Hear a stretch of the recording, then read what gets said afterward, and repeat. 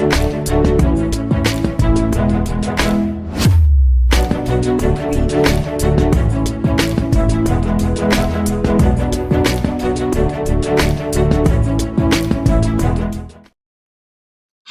Friday, Boss Up family and Hope TV family. Listen, it's a new year. We are the House of Hope Atlanta.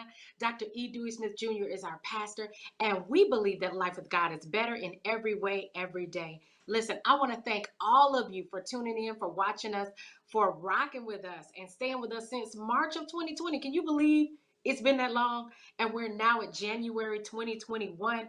I am so thankful for each of you who've been viewing our Boss Up episodes and have been sharing them. Thank you, thank you, thank you. I also want to shout out our producers and our team, our media team, who helps us make sure that we provide you with exciting and informative programming and encouragement for entrepreneurs and business owners. So tonight will not disappoint you. I promise you, we have a guest to kick off the year that I believe is going to give us exactly what we need to start this year strong as bosses and professionals. So let me introduce our guest.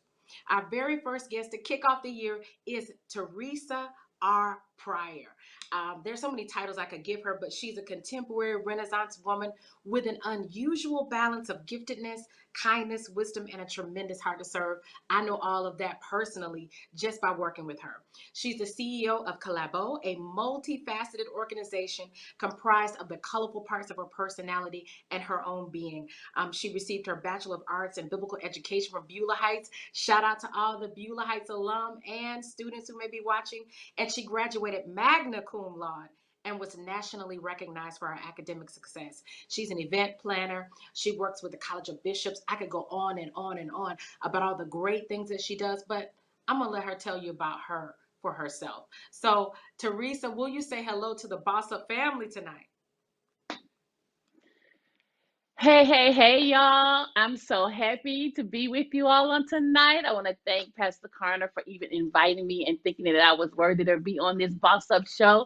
But I am so grateful and thankful for the invitation to be with you all tonight. And I know we're going to have great, great, great fun. It's the top of the year. And we've had some things that happen behind us, but I'm looking forward to 2020 and what it had 2021 and what it One. has to bring for us. And so, hey, I'm excited about tonight, and I'm excited to talk to you and to your audience. So let's go. I'm ready. Let's go. I'm ready to talk. So I want to just lay out the theme for this particular series and this particular season of the show. We're Sure. going to be Yeah. talking about what it means to be a lady boss and how we overcome challenges in that role. I know you can talk about Yes. Yes. that. Yes. And Yes. Yes. so before we get started, I don't want anybody to miss it. Welcome if you're just joining us. I need all of our viewers to share this video on all Yes. of your social media pages because I know you know some bosses. You may be a Yeah. boss. You know That's someone right. who needs That's to right. hear what we're talking about tonight. So if you haven't shared this video, I need you to do that right now. Okay, let's Okay. get to it. The first question I want to ask you, Teresa, is how would you describe your brand and what you do? What do you do? Tell us. Listen, listen. This is what I would say, and I said you said it out of my bio. It's a conglomerate of who I am. And I think when we learn how to be who we are, I've just Come on. kind of started, making money off of the things that God designed me, how God designed me. And so that's how Oh, collabo became. It's a word that comes from collaborate. And what I love doing is collaborating with people. And so what I found was I ended up doing a business that included all of who I was. So you got your event planning going on, you got your mentoring going on, you got your ministry going on, you got financial planning going on. You got these different parts of me that where I collaborate with people, and God just said, put it all together. Put it all together. And so that's what Collabo is. It's where it's all of me in an organization. And I think that when we learn how to do that, then you end up having fun doing what you do. And then becomes much easier. Boss Up family, I told y'all this episode was not going to disappoint you. She's already giving us wisdom in the first 5 minutes. I got to go back. You said something that I thought was so major. Are you telling us that our authenticity can be monetized? That just by What? ourselves we create money and create wealth for ourselves? So you got to unpack that. How Let me do tell we you take? something. Yeah, talk to us. Yeah, let me tell you something. Let me tell you something. Um, when you find what you like and you can make money doing that, that is the best feeling ever. A lot of people never tap into that. Never. People go to work every day doing things they don't like doing. That's not living. That's not living. You're existing, you are. And you may be existing well, but you're not necessarily living until you tap into that thing that God actually created you to do. And then when you can monetize that, that's living.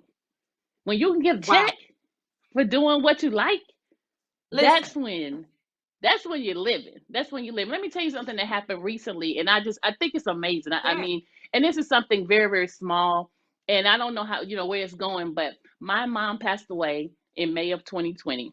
Devastated, of course. However, my mother was a baker. She was like the baker. I never tried to bake. Ever, ever, ever. Never, never, never. Never would, because she was the baker. What I need to bake for? She baked. All I did was come in and ate. Well, after Mama passed away, we were. I have all of her recipes, and we all were trying to decide. Okay, who's gonna do who? Okay, okay, now what? Who's gonna? We ain't got no more red velvet cakes. We ain't got no. Who gonna do this? So I said, you know what? I'm gonna I'll try my hand at a few of her things. I mean, I'm not my mama, but my stepfather was used to getting a rum cake on his birthday from her, and I said I don't want him to be sad, so I'm gonna try to make him a rum cake, and so I did. It came Wow. out decent, and I was like, Oh, oh, okay. So then I said, well, let me try my hand at her banana pudding, and so I did. It came out good, and I said, oh, wait a minute, hold on. So then, for my own birthday, she would always make me this chocolate pound cake. I tried my hand at it. It came out good. I said, Mama, hold on. What you trying to tell me? What you trying to tell me? But it's just that simple. Because then people started they started DMing me and asking me, hey, can you make me a cake? Can you make me a cake? I posted it. I just posted, hey, look what I did. I wasn't trying to sell no cakes. But they were like, hey, how much you'll charge me for? How much you'll charge me for? And I was like, whoa, whoa, whoa, wait, what are we doing here? What are we doing here? But that's how things happen. I was enjoying just, honoring my mom and really enjoying that. And all of a sudden, I'm getting orders. wow. But Wow. that's how I believe that's what God wants us to live in. That's the way it's supposed to be. You're supposed to enjoy it like that, doing things that you enjoy, and then letting those things be monetized. And that's living. So while, people started ordering, and I'm steady enjoying my mama and getting paid I for it. love that. Listen, I gotta jump in right there because you've presented us with an example of what it means to have a gift and your gift provide opportunities for you to make revenue, but the gift makes room for you. So I want to go Yeah. back to Collabo. And Yeah. a lot of entrepreneurs who come on here, they share with us that they chose to start a business. But some people just kind of did what you described. It just happened. So I Yeah. want to know from you, Yeah. did entrepreneurship choose you or did you choose it? How did you become a business owner? I think I was raised by entrepreneurs. I've always been in a family of entrepreneurs. They have a when I was 5, I had a ice cream parlor named after me. Penny's Cone Parlor. Penny is my nickname. Don't tell Okay, nobody, y'all. Penny, I didn't know that. So You know, I'm gonna start calling you Penny. that Start hey, calling you Penny. that don't tell nobody. Don't tell nobody. So, but my grandfather had he just opened his ice cream parlor, and he lived off of Moreland Avenue, and we had an ice cream parlor. The family ran it, and we had all of our friends and extended family were all parts of it, and it just was it was a great business. And I watched him. He also was. We have there were football stadiums that he gave oversight to, the concession stand. So we went from Lakewood Stadium to the different stadiums that they do the high school football Yeah. games. And so I just watched him. My grandmother always was in charge of um, different trips that people went on. And so even though it may not have been an organization per se, that entrepreneurship spirit was has always been a part of my family. And so I always watch people be in charge. I've always Hmm. watched people be in charge. And so I was raised that way. Okay, so when my grandmother stepped back, I stepped forward in some of the things. And so when my grandfather got ill, then I stepped forward. Well, first my dad stepped forward, and then I stepped forward with the ice cream parlor. And so that's always kind of been in us. So I think it chose me as I'm thinking about it. You asked the question that I'm really talking my way through. It kind of chose me, and I Sure didn't did. realize it chose me. And then, like I said, like my mom, she was a baker, but she did that because she liked it. She sold cakes, but and she never commercialized it, as far as having a bakery or anything like that. But she was always an entrepreneur in that she did make money from those types of things. And so sometimes I think that we don't, because we may not make it a organization or a corporation, we may not consider ourselves entrepreneurs, but you really are. um, Even though you may not do all the formalization that it requires to have organization, you still Right. are. You still have to see yourself as an Yeah. entrepreneur, because you have that entrepreneur spirit is within you. So I think it did. I think it chose me. I think I was birthed into it, as sometimes a lot of us are. But then there are some of us that aren't, and they just know this is what I'm supposed to do, and they will move forward and get the things done and get around people that can help them. Because I also, even though it was in me, I knew I had something that may have been a little further than what I had seen. And so I also got around people that could help me push mine in a little further than what I knew and what I had been around. And so I placed myself around people that could help me make some decisions that would take me a little further than what I had seen and what I had known. So just in listening to you speak and then hearing you talk about your mom, we're gonna get into what May was like for you in just a minute, because I believe you have something to share that's gonna help an entrepreneur who had Sure. a 2020 that was just as rough as yours. So we're Yeah. gonna get into that. But since this is the ladies takeover, this is the Yeah. Boss Up Ladies Yeah. edition. Yeah. Let me tell you. Yes. I got you. How do you think your journey as a woman has impacted your journey as an entrepreneur? Like, do those worlds intersect, or has there been anything different for you being a lady boss? Do you have any tips for lady bosses who may be watching? Well, I have to be honest. I'm just growing into that. For so long, I was one of those who just was okay being um not heard and not Mm, seen. And I took the role of, I'm just gonna, I'm okay being in the background. wow. And I think we do that, sometimes out of insecurity, sometimes out of just different reasons Good. that we decide, um I'm gonna just stay back here. But when we begin to talk about my May experience, that was one of the lessons that I had to learn, was that people needed to hear my voice. And there were some things that I needed to do and say that were going to cause me to have to come to the forefront. And I had all the things that I needed to have, and I had been around the people and the resources and human resources, and I had everything I needed. I just was comfortable in the background. And it just was time to open up that curtain and step forward. Yeah. And it sometimes it's timing. I think, I don't Yes. think it's too late, or it's, I waited too long. I just think it's the timing of the Lord.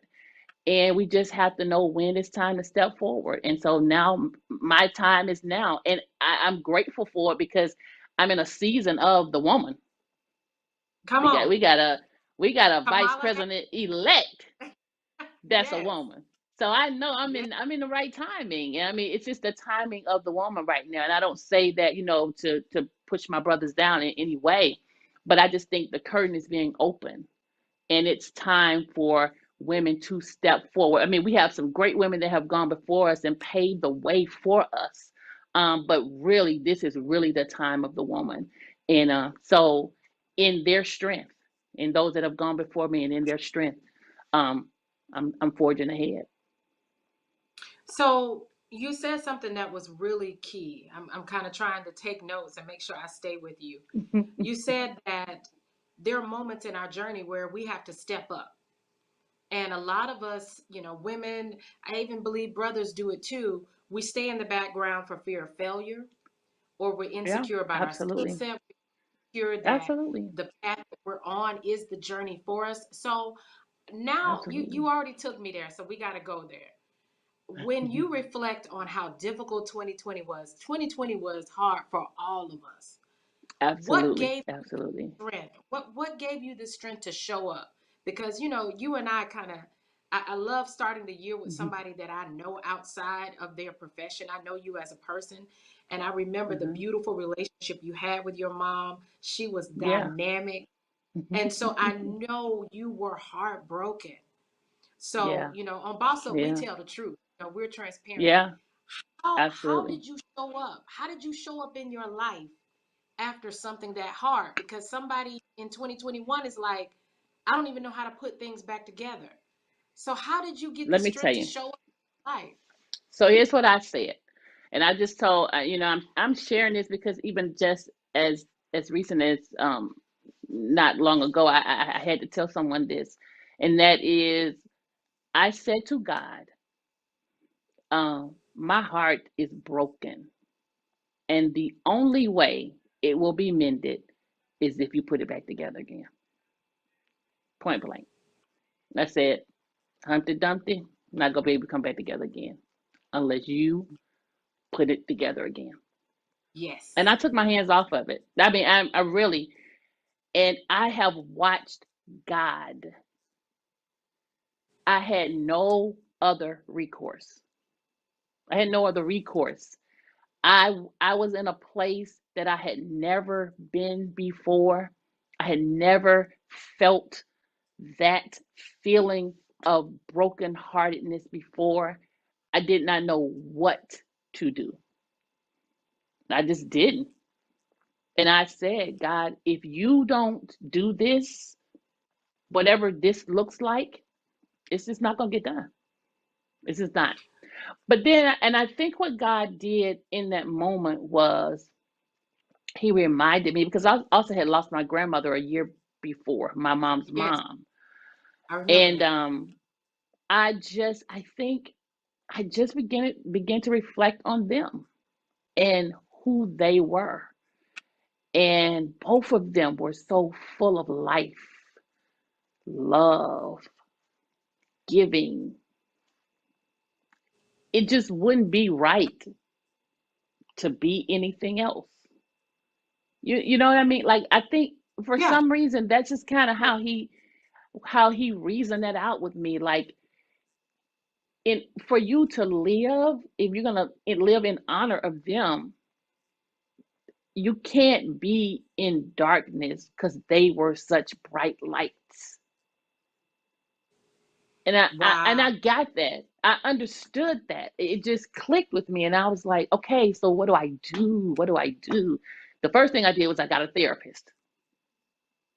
Come on. I told my therapist I'm gonna walk around with a sign because I think everybody that is alive in 2021 needs one.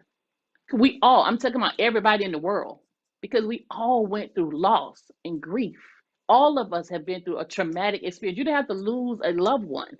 2020 in itself was just traumatic. It So we was. all need a It, therapist. We all need a therapist. That's I'm gonna walk around with a sign saying therapy, therapy. There, everybody needs a therapist. I believe that. So and that got me on my road to understanding and trying to stay grounded and helping me think right. And when I would go dark, she would try to help me not stay there, allowing me to go in places that I needed to go for a moment, but not letting me stay there. major. And yeah, just I mean, I'm still in. It's a work in progress. I mean, it hasn't even been a year yet, so I'm still a work in progress. But I think about them. I think about this is I'm doing things in honor of them, and I want to be the best I can be for them. The other thing is, when I lost my dad died in 2008, and he I'm sorry. died 14 days after his mom. He, Wow. I believe my father died of a broken heart. My mother, as I said, died about a year after her mom. But I remember I have a younger brother who's 21 years younger than I am. And Wow. he asked me, he said, "Do you think mommy ever got over losing granny?" And I said, "Oh, I don't think so." And then he looked at me and said, "Do you think we'll be okay?" And I said to him, "Yes." And I said to God, I don't want to die with a broken heart. Like I don't want that to be my story. And so because of that, I want to make sure that I do everything. I want to put it all out. I don't want to go down with nothing on the inside of me. I'm leaving it all here with y'all. I want to So get it all out. let me jump in right there because I want to welcome anyone who's just joining us. We have the Teresa Pryor with us, and she has given us so much encouragement and empowerment, especially if you go through something hard. And so I need you to share Yeah. this video on all of your social media platforms. Just got to do that quick housekeeping piece because all of this I know is empowering me and encouraging me for my journey. And so I know it's Yeah. empowering you guys as well. So since you've already taken us through the hard things, that hard Yeah. things are going to happen, you're going to have difficult moments. I want to kind of end and we kind of close out on the joy. 2020 was, Yeah. it was crazy. Can you tell us Crazy. one thing that happened in 2020 that you are grateful for, or something Yes, I good? can. Was there something Yeah, I positive can. that happened that you were like, you know what, I can make it? Where was the joy in 2020 for you as an entrepreneur, Yes. businesswoman, woman of God? Where was the joy? Two things happen. A lot of things happen actually. And it's amazing that dichotomy that we had to live in, because as things were very bad, things were also that good as well. I don't know how God does that. He's God. I can't figure him out. But here you go. One, I decided to go back to school. I said, "Hey, Congratulations. I'm going to." Yeah, thank you. I'm going back to school. I wanted to hone my craft a little bit more because, hey, this is the hour of the woman, and I need to be. I want to be on top of the things that I want to do, and I began to get some clarity in some things that God is calling me to do. And so, in order to do those things, I'm starting down this journey. And so I needed to go. I need to go back to school. That was one of the things that I need to go back to school to do. And I will be honest and transparent. School and I haven't been. We didn't do so good the last time when I was trying to do my master's. I'm just be honest. And I was very scared to go back. But I want everybody to know that I got a 4.0 grade point average to this moment. Come Nothing but on. A's since I started. Because it's the right timing. We talked about that. Timing is always important. And so it's the timing of it. And so it just it worked. It worked this time. And because Let it's me the ask timing you of the Lord. And uh-huh. Wait, let me ask you something on that because a lot of people had to pivot this past year and do something different. How did you get the courage to shift back into a school mindset? I mean, I know we're about the same age. We both probably in our 30s, maybe, because you look younger. Yeah, right. But Yeah, right, honey. but I don't but mind telling people I'm 52. I don't mind telling them because I like singing that. so how did you get the courage at 52 to go back to Yes, school? How did you do that? because in order to do what it is that I got to do, I got to be ready. I mean, it's just the stuff you got. It's just, when you look at some things, I believe things are going to be revealed in a way where things are going to be made, they're going to be revealed in a way where you're understanding some things better. I went back to do the same program, but I realized I was doing the wrong program. I went to the same school, and as I was doing to go back to do the same program, I realized I was trying to do an MS, and I realized I should have been trying to do an MBA. So I was trying to do the Yeah, science of project management. I needed to be doing MBA with the emphasis in project management. So I think things are gonna become more clear. We had 2020 allowed us to be still for a minute and really get some clarity on some things. facts, facts. Yeah, and so that's what helped me. I was clear because I was doing the wrong thing at first. And so it gave me some clarity. And now because I'm clear and I'm doing the right thing, I'm excelling in it. And I'm excited about it because I'm excelling in it because I got some clarity because I sat down for a minute. Thank you, This 2020. And no, we don't even say thank you to 2020, but there were some good things that happened in 2020. And that was one of them. My second thing is, I'm going to this say is it. powerful. Come on. I'm going to This is say it. powerful. I actually fell in love in 2020. Oh, that is so dynamic. Go figure. Go figure. Go figure. So, Go figure. so you gotta stay right there. Stay right there Oh, because I don't want to one of stay that long now. well, I know I'm you. only kidding. I'm only kidding. What I'm only what kidding. are- one of the themes in the Boss Up Show or on the Boss Up Show is you get a lot of people who are busy and they really don't have time for love. So, as we prepare to kind of close out this episode, what advice do you Hmm. have for those of us? I can speak for me. When I get home, I barely have enough left for me. So, Hmm. how do you make time to build relationships when you are running at a crazy pace all the time? How do you make time for 2020, love? 2020 should have helped us all. It should have helped us. It should have helped us learn to be creative and innovative when you couldn't go and couldn't move. Now, the couldn't go and couldn't move was because of something different. It's because we was quarantined and you're stuck in the house.